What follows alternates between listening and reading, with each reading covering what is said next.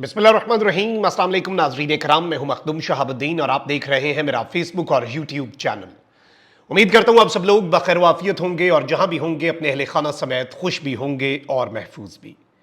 नाज़रीन कराम, बड़ी आम तरीन डेवलपमेंट्स हैं और इस वक्त बहुत तेज़ी से हर चीज़ तब्दील भी हो रही है, पोजीशंस वाजे भी हो रही हैं, कौन कहां पर खड़ा है ये भी अब क्लियर हो चुका है और अब खेल इंटरेस्टिंग लेकिन खतरनाक है। और जारी बात है, पाकिस्तान का पूरा जो मुस्तकबिल है वो इस खेल के ऊपर, इस तमाशे के ऊपर ही डिपेंडेंट है।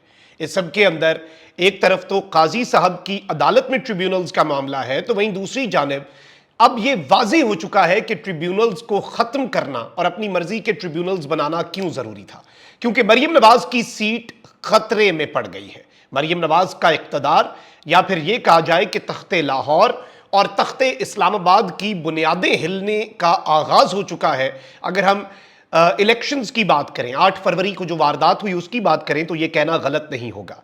इस सब के अंदर आरिफ अलवी साहब ने भी जो मामलात हैं उनके हवाले से बड़े अहम तरीन दावे किए हैं और आरिफ अलवी साहब जो हैं उनकी तरफ से एक बहुत वाज़ेह मैसेज जो है वो कम्युनिकेट किया गया। इमरान खान साहब के वफादार साथी हैं, खान साहब ने उन्हें ट्रस्ट किया है एक मरतबा फिर और उन्हें कुछ जिम्मेदारियां दी हैं, जिसके बाद उन्होंने कुछ मुलाकातें भी की और जाहिर बात है what ever he is doing वो खान साहब के ऑर्डर्स पर ही कर रहे हैं, तो उनकी बात में इसलिए वजन भी बढ़ जाता है। इसके साथ साथ बजट के वाले से भी कुछ डिटेल्स हैं वो भी डिस्कस कर लेंगे। अगर अभी तक आपने इस वीडियो को लाइक नहीं किया, लाइक जरूर कर लें। आपके लाइक्स और कॉमेंट्स हमारे लिए बहुत ज्यादा अहमियत के हामिल है।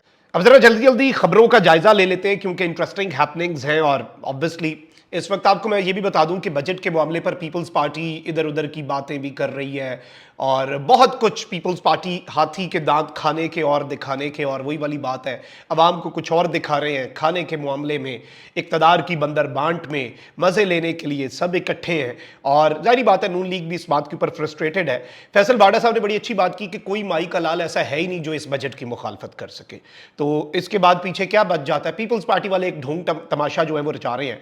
जवेद लतीफ साहब ने बड़ी दिलचस्प बात की है कि जब तक ये असम्बली रहेगी कोई इत्तेहादी इधर उधर नहीं होगा। अब ये कॉन्फिडेंस कहां से आया? ये कॉन्फिडेंस वहीं से आया जिन्होंने इन्हें ये इत्तेहादी बना के दिए। तो जाहिर बात है जिन्होंने इन्हें बंदे घेर के दिए हैं वो कह रहे हैं कि बंदे इधर उधर नहीं जाएंगे, ऊपर खाते जितनी मर्जी आप स्टेटमेंट्स देते रहे।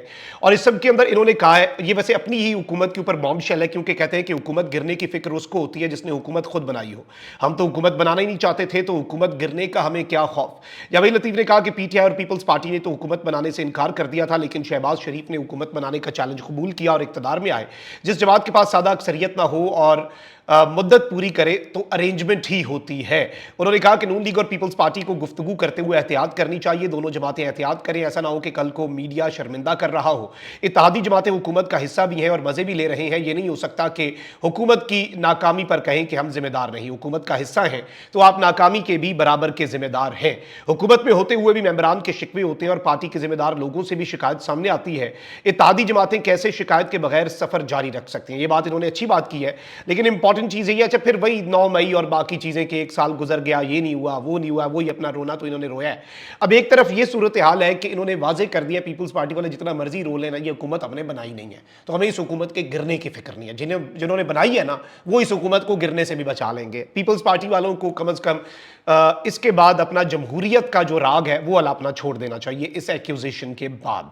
अच्छा, वहीं दूसरी जानिब अली अमीन गंडापुर साहब जो है उन्होंने एक मरतबा फिर धमकी देते हुए कहा कि सुबह में 12 घंटों से ज्यादा लोड शेडिंग किसी सूरत काबिल कबूल नहीं, कहीं ऐसा ना हो कि अवामी रद्द अमल काबू से बाहर हो जाए, लिहाजा विफाकी हुकूमत संजीदगी का मुजाहरा करे। इस सब के अंदर अली अमीन गंडापुर जो है उनकी जेर सदारत बिजली की लोड शेडिंग के हवाले से इजलास हुआ, जिसके दौरान सुबह में लोड शेडिंग की ताज़ा सूरत हाल, रिकवरी और दीगर उमूर पर ब्रीफिंग दी गई। लेकिन मैं आपको यह बता दूं कि अली अमीन गंडापुर ने कहा है कि यह ना हो कि अवाम मेरे हाथ से भी निकल जाए, मेरे लिए कंट्रोल करना मुश्किल हो जाए।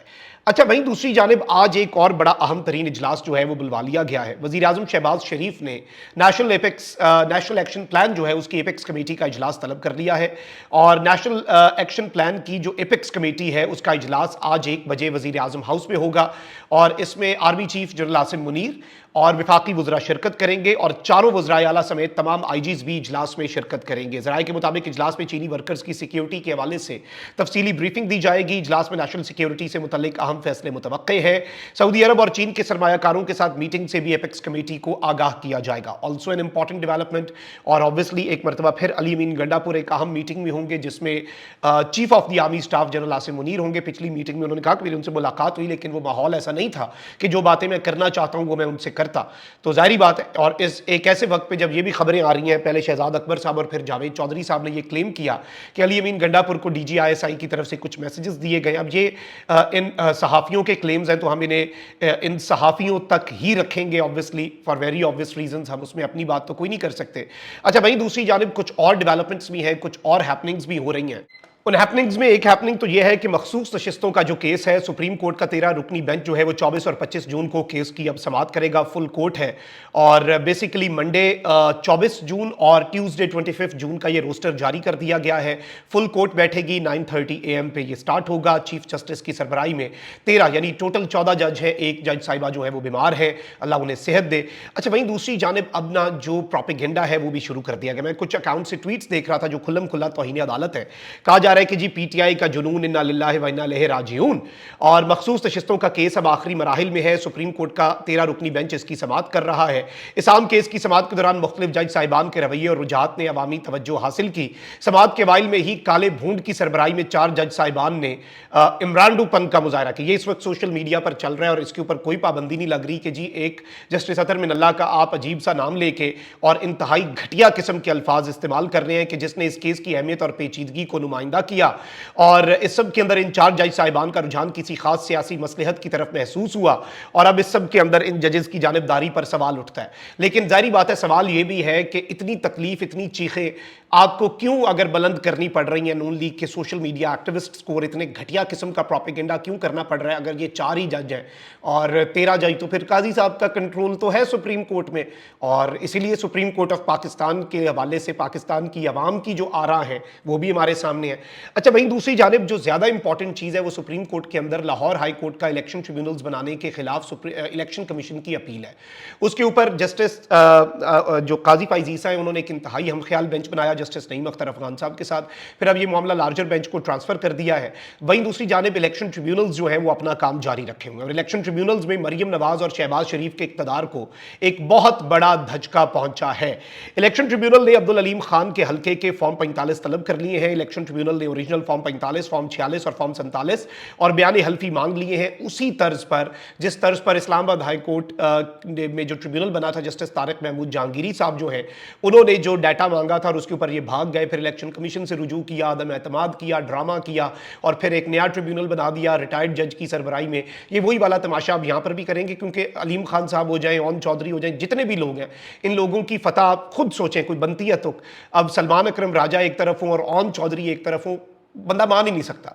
अच्छा वहीं दूसरी जानिब मैं आपको यह बता दूं कि जस्टिस अनवार हुसैन ने सुन्नी तहद काउंसिल के अली जाज भुट्टर की दरखास्त पर समाअत की। अदालत ने इलेक्शन कमीशन अब्दुल अलीम खान समेत दीगर उम्मीदवारों को आइंदा समाअत पर ओरिजिनल फॉर्म 45 और बयान हल्फी जमा करवाने का हुक्म दिया और अली जाज भुट्टर जो है उन्होंने अलीम खान की कामयाबी को चैलेंज किया था। इसके अलावा इलेक्शन ट्रिब्यूनल ने हमजा शहबाज के हल्के के भी फॉर्म 45 तलब कर लिए। इलेक्शन ट्रिब्यूनल ने ओरिजिनल फॉर्म 45, 46 और 47 और बयान हल्फी मांगे और आलिया हमजा की दरखास्त पर समाअत हुई। अदालत ने इलेक्शन कमीशन और बाकियों को आइंदा समाअत पर ओरिजिनल फॉर्म 45 और बयान हल्फी जमा करवाने का हुक्म दे दिया। यानी अब जो रंदा है वो फिरने का आगाज हो चुका है और इनका खौफ और डर किसी वजह से था और वो वजह अब इनकी दुरुस्त साबित होती जा रही है कि देयर वाज अ रीजन कि ये लोग क्यों इतना डरे हुए हैं और क्यों अभी भी सुप्रीम कोर्ट ऑफ पाकिस्तान और काजी फाइज ईसा आखिरी उम्मीद है इस सिस्टम को बचाने की। 8 फरवरी को डाले गए डाके की वारदात जो है उसमें इलेक्शन कमीशन को जरा रिलीफ देने की, ये कैसे हो सकता है? आप मुझे बताएं कि इलेक्शन कमीशन के खिलाफ मेरा केस है और इलेक्शन कमीशन खुद ही अपनी मर्जी का रिटायर्ड जज भी उठा के लगा दे, मतलब हजम नहीं होती बात।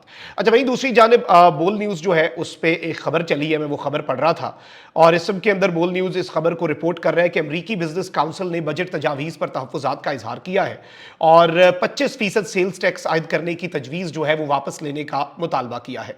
अब ये मुझे लग रहा है कि गालिबन पाकिस्तानी कम्युनिटी है बिजनेस की या जो भी मामला है, लेकिन ऑब्वियसली ये एक और बड़ी अहम तरीन डेवलपमेंट है कि इस बजट के ऊपर तहफ़्फ़ुज़ात जो हैं वो मुख्तलिफ स्टेक होल्डर्स जो है उनकी तरफ से आ रहे हैं, और अमेरिका से भी अगर आवाज़ उठ रही है, अमेरिकी बिजनेस काउंसिल जो है उसकी तरफ से भी आवाज़ उठ रही है, तो this is a matter of great concern for the system. Although this is an IMF budget और बिजनेस कम्युनिटी को तो मसले हो सकते हैं, लेकिन IMF की रिक्वायरमेंट्स को भी हमें देखना पड़ेगा, और जो कुछ भी होना है अभी आइंदा दिनों में महंगाई का तूफान आना है, वो उसके लिए भी आवाम को मेंटली रेडी तो अब रहना पड़ेगा। अनफॉर्चुनेट रियलिटी, अब हम क्या कर सकते हैं, इस रियलिटी से हमें कोई इनकार भी नहीं है, ना हम राय फरार इख्तियार कर सकते हैं। अच्छा भाई, दूसरी जानिब आरिफ अलवी साहब जो हैं उनसे साफ़ी ने सवाल किया कि क्या आप आर्मी चीफ से बात करना चाहते हैं, क्या आप मुज़ाकरात की मेज़ पर बैठेंगे। आरिफ अलवी साहब ने बड़ी अच्छी बात की, उन्होंने कहा कि नहीं, मैं आइन के दायरे में रहना चाहता हूँ, पहले बदमाशी से आइन पर जो कब्जा है पहले वो कब्जा छोड़ा जाए, फिर हम बात भी करेंगे। ऑल्दो PTI ये बात करती है कि हम उनसे बात करेंगे जिनके पास इक़्तिदार है। खान साहब ने भी कल ये बात कही अडियाला जेल में साफियों से गुफ्तगू के अंदर कि जी क्या फ़ायदा, नून लीग से मैं किस चीज़ पर बात करूं, नून लीग से मैं इस चीज़ के ऊपर बात करूं कि मौसम कैसा है, ऐसे नहीं होता। तो खान साहब ने कहा कि जिनके पास इक़्तिदार है उनसे ही बात करेंगे। जैसे आप किसी के घर में जाए, इंपॉर्टेंट बात करनी हो, आप क्या कहते हैं, बेटा घर में कोई बड़ा है या पापा है, उन्हें भेजें आप।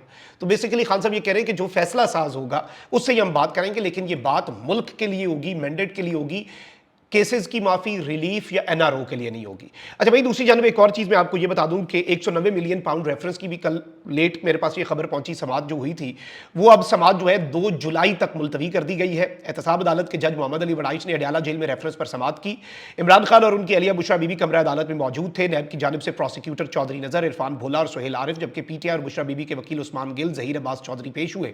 समाअत के दौरान नैब के 2 गवाहान पर जरा मुकम्मल की गई, जबकि 2 पर इब्तदाई जरा जो है वो की गई। बुशरा बीबी की जानिब से तिब्बी मुआयने की दरखास्त अदालत में जमा करवाई गई, जिस पर जेल हुक्काम को अदालत ने बुशरा बीबी के तिब्बी मुआयने का हुक्म दिया, और रेफरेंस की समाअत जो है, जो कि ये शुरू में हमें लग रहा था बहुत तेजी से की जा रही है, ये समाअत जो है ये 2 जुलाई तक मुलतवी कर दी गई। बाकी चीजें हम आपके सामने लम्हा ब लम्हा रखेंगे जैसी मजीद खबरें आती है। अभी तक की ये डेवलपमेंट्स थी। अब बहुत ख्याल रखिए। अल्लाह निगहबान, पाकिस्तान जिंदाबाद।